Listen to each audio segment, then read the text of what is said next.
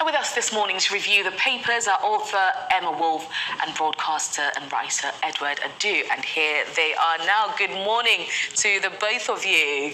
Well, Emma, let me start with you. One story really dominating this morning, which has been going on for a little while now. So starting off then with the front page of the Express there, as you can see, BBC Sport blackout. I mean, looking at the support for Gary Lineker, obviously his allies, as the papers says there, and his friends in sport have really forced major disruption.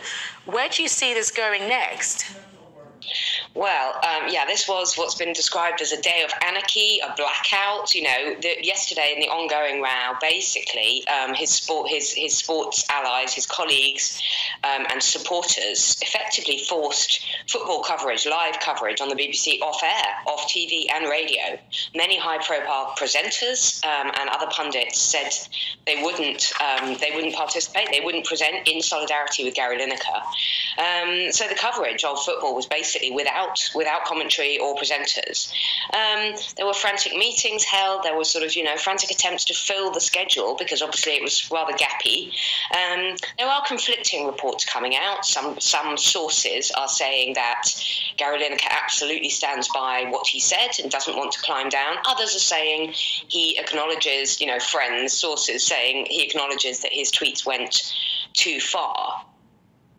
We've had the interview with the BBC Director General, Tim Davie, who some feel that he's, an attempt to calm the waters, to make it clear that they absolutely want Gary Lineker back. So where it goes from here, it's fast moving. I can't predict. I think the sense is that they want him back and that he would like to come back, but also a sort of entrenched position on both sides. So we shall see. Absolutely. And then, of course, there is a talk that the BBC bosses are trying to have a deal in terms of how he operates when it comes to his social media. So that should be interesting to see how that unfolds. Edward, let me come to you then. I'm looking at the front of the Observer there, still sticking with this Lineker row, and it says here, Lineker row threatens to topple BBC chiefs and hits asylum plan. Broadcaster has to slash football coverage, and chair and DG face calls to resign. What's your take on this? Well, this is difficult, Vanessa, because as you know, I freelance for the BBC. I had a weekly show on local radio for nearly 8 years, and I was always told by my line managers, by my editor, to follow the rules. So when it came to tweeting or putting stuff on social media, to be mindful. And at times I was caught up on things where I didn't. Some of the tweets I didn't deem to be challenging, but I had to take them down. Now, the issue here, I think, with Lineker is clearly it's about impartiality. And I think from discussions that I've had on social media, there seems to be a two-tier level of impartiality when it comes down to figures like Lineker, Lord Sugar, and other people who are producers or who work on national radio and local radio. When it comes to government policy or any issues related to it, I know for a fact that if I had put something similar, I would have got a call from my editor to say, take it down. It's regardless of your view, you can't put your view on social media because you are a BBC broadcaster. And I think that's the issue where a lot of people, regardless, it's not disputing the view that Gary Lineker has. He's entitled to his view. But I think there is this perception, or he feels that his Twitter is independent. I mentioned something once to him that he put connected to a religious video. And I said, look, Gary, I think, you've crossed the line. I actually said, you've crossed the line on impartiality. And we had this discussion where I said, look, have you actually done the impartiality test, which everybody has to do? And he more or less said that it's nonsense and his tweet is independent. And I think this is the problem where I wasn't there. I'm not sure whether discussions have been had by his managers to say, Gary, this is what you can do, this is what you can't do, because you are a freelancer. But Edward, you are a BBC broadcaster as well. But Edward, looking at, coming from the perspective of a journalist, we understand the role of impartiality. We know very well, it's drilled into us from the start. But the difference here, as some people are pointing out, is that he doesn't work in news and current affairs. He is a sports presenter, as he's made clear. He doesn't fall under that banner.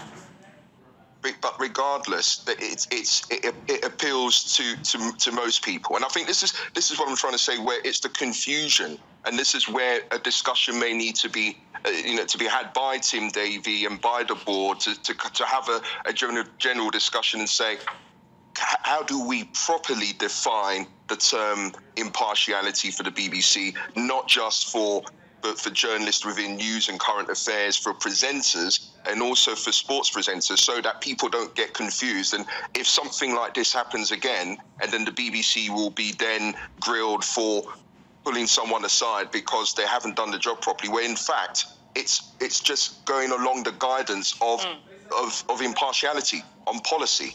And this is, of course, what the BBC is trying to do. So we can see there's a lot of noise there as all of this is taking place. Coming back to you then, Emma, still, of course, sticking with one story. I don't know if you can guess what it is that we're talking about. But obviously, I mean, looking at this is interesting because the Prime Minister then hit him back in the Lineker storm, saying, look, this has got nothing to do with government. This is strictly a BBC case. What's your view on this? Yeah, I mean, this is seen as quite a dramatic intervention by Rishi Sunak, or at least it's being spun that way. Rishi Sunak said of his small votes policy, I have to do what I believe is right. And I think we should remember Rishi Sunak, well, he's not actually elected, but he is a politician, whereas Gary Lineker is not. So this was in defence of his own policy. Rishi Sunak made it clear, I think he was called on to comment in this row. It is a toxic row, which is a mixture of politics, BBC politics, BBC versus the government, the licence fee. There are so many issues here over impartiality, what the BBC should and should not say, their stance, their leftism or their rightism. So Rishi Sunak made it clear that the BBC should be left to resolve the row with Gary Lineker. He didn't want to be drawn into that. But he has issued a staunch defence of his proposed legislation over the small votes.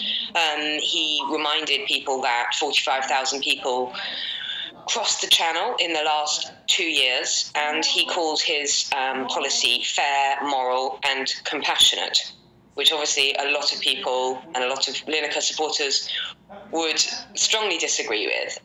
But he's talking about breaking this cycle of misery.